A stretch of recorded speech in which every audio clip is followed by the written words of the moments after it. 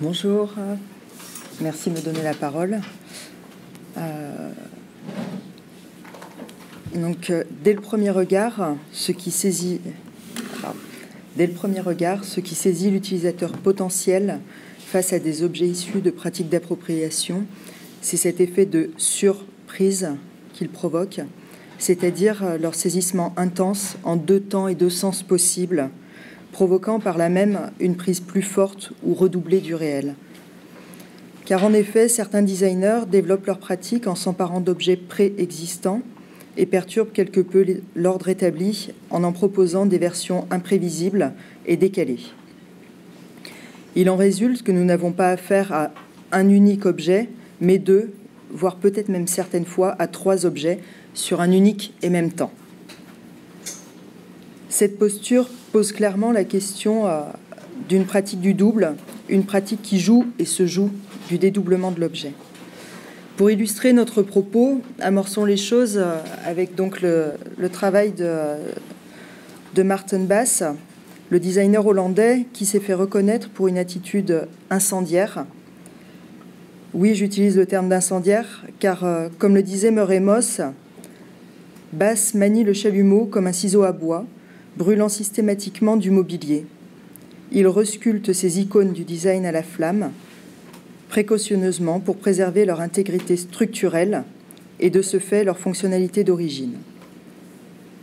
Pour ce designer, il s'agit de capter l'instant, le bon instant, de le fixer, d'arrêter l'événement brûlant en pleine lancée.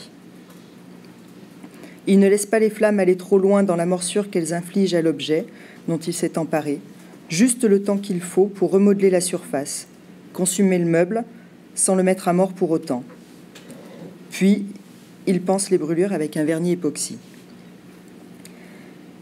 Les meubles du projet Smoke de Maarten Bass résident dans ce temps inframince où tout bascule, sur cette instance où la pièce d'origine, le modèle, s'efface sous la flamme pour laisser place à celle du designer, l'actuel.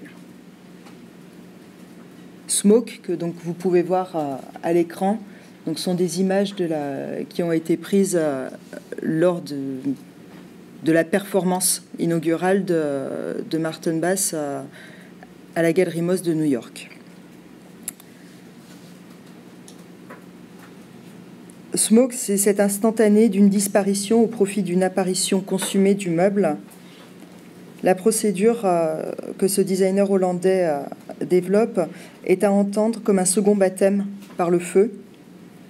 Certes, la brûlure offre de nouvelles qualités de surface à la pièce, mais aussi et surtout, elle impose une identité renouvelée aux différents meubles sur lesquels le designer jette son dévolu.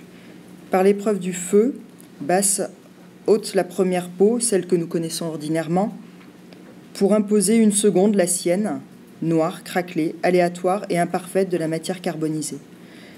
Il s'agit de révéler, de faire remonter en surface l'identité dissimulée sous celle que les flammes dissolvent.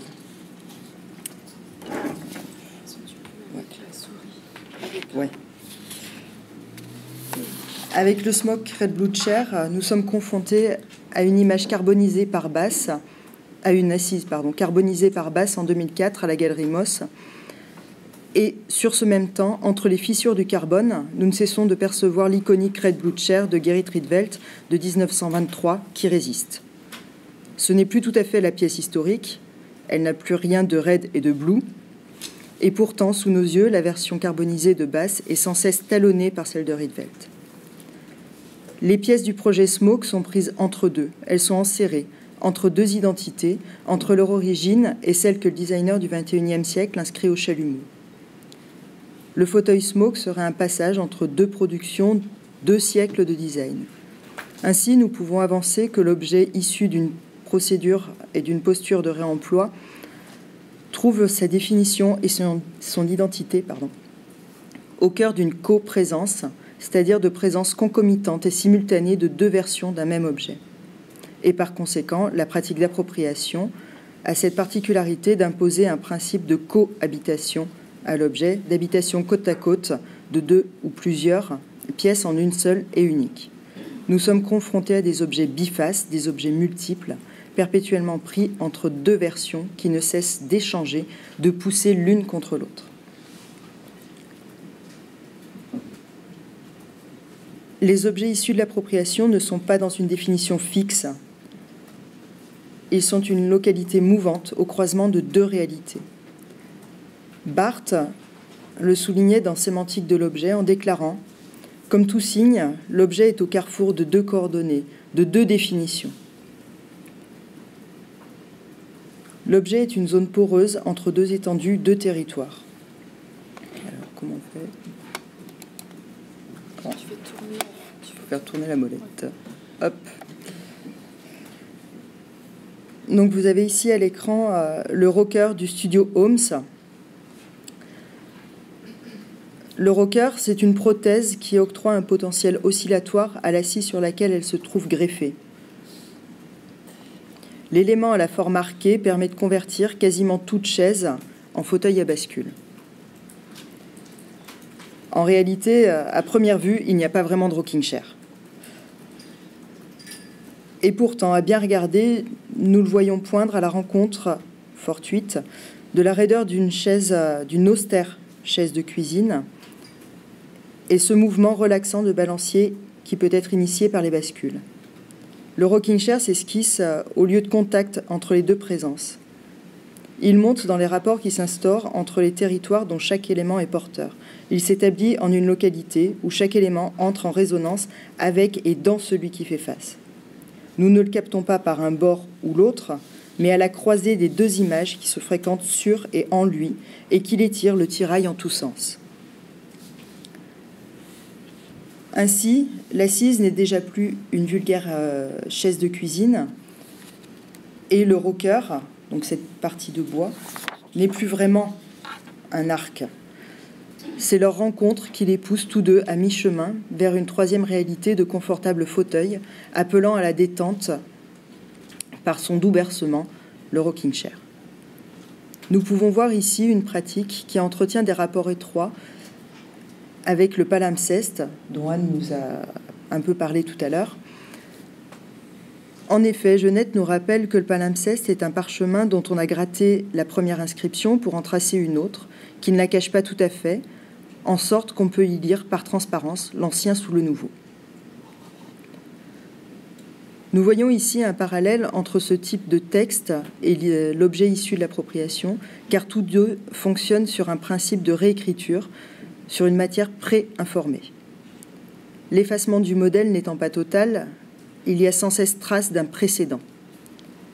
L'original ou l'ancien n'étant pas totalement écrasé et éliminé, il est virtuellement présent. Le palimpseste n'appartient ni à un bord ni à l'autre, mais il réside dans le chevauchement des deux. L'emprunté ne cesse de résister et de remonter en interférant la surface de l'actuel, auquel il participe malgré lui. Il naît l'un dans l'autre, une réalité infiltrant l'autre. L'intérêt de ce phénomène se loge dans l'ensemble des poussées qui se font face, d'un texte ou d'un objet ici, sous et au travers de l'autre. L'un pousse vers le haut, faisant saillie en son successeur, qui lui-même pousse vers le bas, tentant de l'écraser, d'écraser ce prédécesseur. Et entre, il y a des fuites. Ça perce. Chaque partie opère une percée en celui qui fait face. Ce sont des surgissements hétérogènes en la réalité de l'autre. L'essence mutuelle éclate. Le palimpseste réside dans une double lecture, un double jeu. Il propose plusieurs entrées et donc plusieurs sorties sur le texte, sur la réalité. Il y a perturbation, éclatement de la ligne attendue du quotidien par des sursauts de réalités antérieures. Il impose des distorsions. Il fait le lien entre ce qui ne devrait a priori jamais se rencontrer. Ainsi, l'objet palimpseste n'est pas dans un mélange, mais il serait plutôt dans une confluence, une jonction sans fusion. Et au sein de cet entre-deux, il y a quelque chose qui se construit, ou plutôt qui s'écrit peu à peu dans les rapports entre les deux réalités convoquées. Claire Parnet et Gilles Deleuze déclaraient dans leur dialogue que ce qui compte dans un chemin, ce qui compte dans une ligne, c'est toujours le milieu. Pas le début ni la fin, on est toujours au milieu d'un chemin, au milieu de quelque chose. Et il semble que c'est ça la rencontre avec l'objet de réemploi. C'est le trouver au milieu de son chemin, au milieu de sa ligne. C'est n'être ni dans une réalité, ni dans l'autre. C'est être pris au centre d'un feuilleté. L'objet issu de l'appropriation n'est pas entre deux points, mais à sa croisée. Au centre d'étendues signifiantes qui n'ont ni début ni fin, Il s'appréhende dans un entre-deux, parce que c'est entre que tout se produit, entre qu'apparaît une ligne de fuite qui naît des frictions de cette rencontre. De nouvelles alternatives émergent, une réalité d'un troisième type se compose au cœur de cette double présence, entre les lignes de cette double écriture du réel.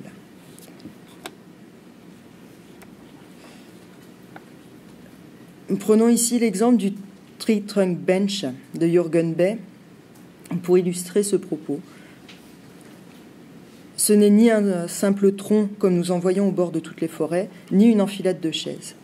Le Tree Trunk Bench ne peut se stabiliser ni dans une version ni dans l'autre. Entre deux, il s'échappe et installe sa propre réalité de banc dans un passage entre le territoire forestier et celui du mobilier classique. Il cristallise une réalité intermédiaire. Il n'impose pas une réalité totalement autre, mais il s'agit plutôt d'un dialogue fécond entre ces parties. Entre les différentes réalités qu'il met en coprésence, l'objet constitue une localité de double échange. Cet entre-deux qui nous est si cher initie des rapports inédits et emporte ses bords dans une nouvelle direction d'assises primitivement pompeuses. Il pousse vers une réalité renouvelée, un versant insolite de notre entour. L'objet issu de l'appropriation semble ainsi fuir cette version du monde qui ne semble plus lui convenir pour une autre version, la sienne, où il impose son propre territoire, sa propre réalité avec ses propres règles. Le Tree Trunk Bench provoque une rupture et une reprise de la ligne du réel sous des rapports nouveaux. À présent, un simple tronc à l'orée d'un bois sera perçu en tant qu'assise potentielle pour un fastueux banquet champêtre. L'acte d'appropriation en art et design réside certes dans l'annexion ou le rapt d'objets préexistants pour amorcer et développer la pratique. Mais Gilles Deleuze, toujours au cours de ses dialogues avec Claire Parnet, nous soumettait l'idée que voler, c'est le contraire de plagier, de copier, d'imiter ou de faire comme. Et en effet, au-delà d'une annexion, cette pratique serait plutôt une remise en jeu de l'objet dont elle s'est saisie. Elle le joue, le rejoue, le remet en jeu par la même occasion, en initiant des lignes de fuite vers des alternatives au monde dans lequel nous évoluons. La pratique d'appropriation est productrice, révélatrice de versions possibles se dessinant à mi-chemin d'une réalité et de l'autre. Ici, j'appuierai mon discours sur la sonnette Butterfly de Martino Gamper. Donc, il s'agit d'une des chaises produites pour la série 100 Chairs in 100 Days de Martino Gamper. Celle-ci est composée de deux parties distinctes. Nous avons la partie assise, constituée de deux dossiers de bois mimant le tabouret Butterfly de Sori Yanagi de 1954. Et son dossier, qui y est riveté, est un fragment d'une ordinaire chaise en plastique. Le vol qui préside à l'apparition de cet objet induit un phénomène de rebondissement déviant, une localité de dédoublement de la ligne de l'ordinaire, où se montent d'hypothétiques étirements à ce monde. Ce n'est pas un monde totalement et fondamentalement différent qui émerge de cette capture. Ce sont d'autres perspectives possibles qui s'en échappent, comme des lignes de fuites alternatives au réel dans lequel nous évoluons. La pratique d'appropriation produit des points singuliers opérant une bascule de ce monde vers un réel infiltré de ses virtualités. La sonnette Butterfly propose d'explorer et d'expérimenter d'autres itinéraires viables, des sortes d'itinéraires bis à ces assises que nous connaissons si bien. Elle propose une organisation différente, un autre agencement envisageable de ces fragments au sein de notre monde. En révélant une autre version que le réel est à même de recouvrir, cette chaise nous chuchote et pourquoi pas autrement. Entre les fragments, entre passé et présent, la sonnette Butterfly se manifeste en tant que surface de diffraction. Nous pouvons parler ici d'une fonction diffractrice de la pratique appropriative qui résiderait dans la déviation de la réalité dans laquelle nous évoluons quotidiennement vers une nouvelle direction. C'est une pratique qui fait monter en surface une face cachée du réel. Elle révélerait l'envers de notre environnement. La posture appropriative du designer ne plagie pas, ne copie pas, n'imite pas, ne fait pas comme, bien au contraire. Elle dévoile d'autres lignes de fuite possibles à ce monde-ci. Ce sont des versions tangibles. Elle fait apparaître des variantes qui ne sont pas concrètement là, mais qui gravitent quelque part dans une spatio-temporalité parallèle à celle dans laquelle nous sommes actuellement et que nous éprouvons. Philippe Starck déclarait d'ailleurs à ce propos lors d'un entretien « Je crois que l'auteur, celui qui est censé être créatif, ne fait que relater quelque chose qui existe quelque part, qui a existé ou qui va exister. L'imagination de l'homme n'existe strictement pas. Il a simplement la perception de quelque chose qui est dans un espace géographique ou dans un espace-temps différent. Cette démarche n'est pas pure imagination de réel. Elle n'invente rien. Elle ne fait que révéler ce qui est dissimulé dans un recoin du monde. Le designer serait révélateur de liens entre ce monde et des nappes de réalité éventuelles qui l'entourent. En appuyant sa pratique sur des objets préexistants, le designer extrait des événements qui se trouvent quelque part, à l'état de virtualité, pour les connecter avec notre présent actuel.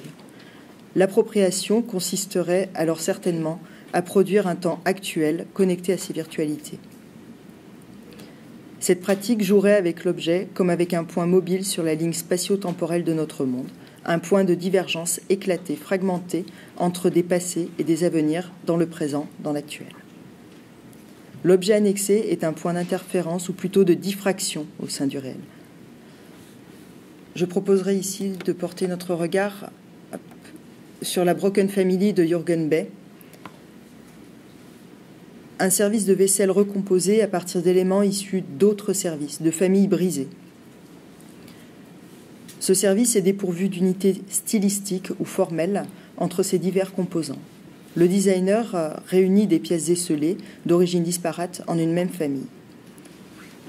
Il les remet en service, dans les deux sens du terme, par l'imposition d'un plaquage d'argent ou de chrome.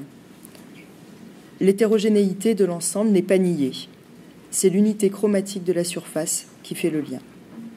Le caractère commun de cette nouvelle peau imposée par le designer agit en flux coagulant entre les éléments connectés. La force de ce travail semble résider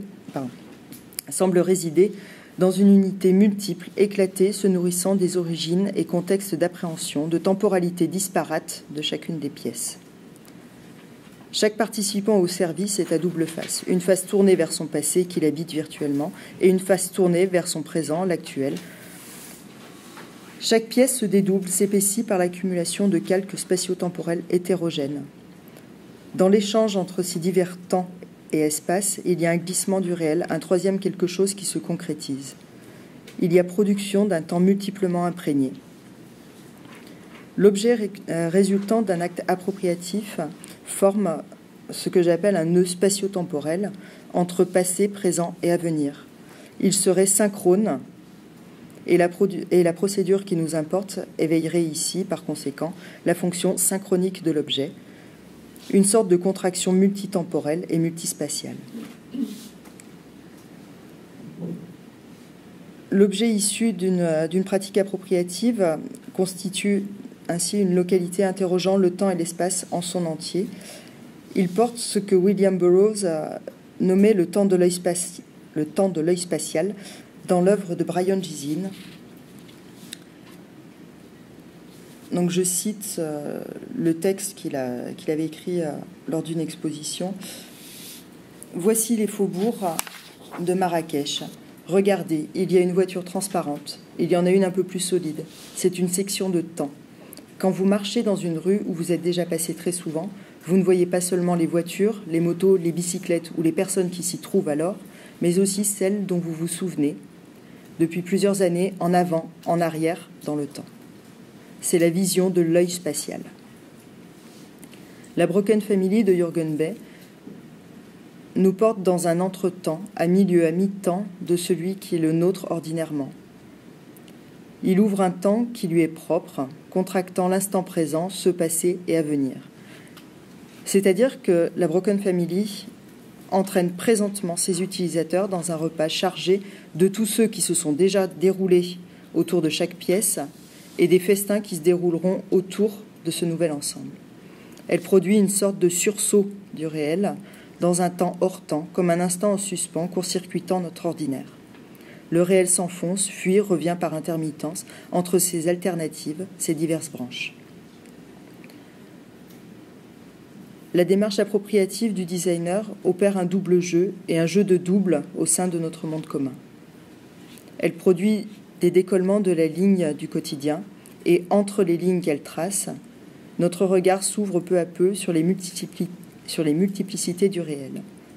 Ainsi, l'appropriation serait certainement à entendre comme une aide précieuse pour saisir ces petits événements auxquels ordinairement nous ne portons que peu d'intérêt.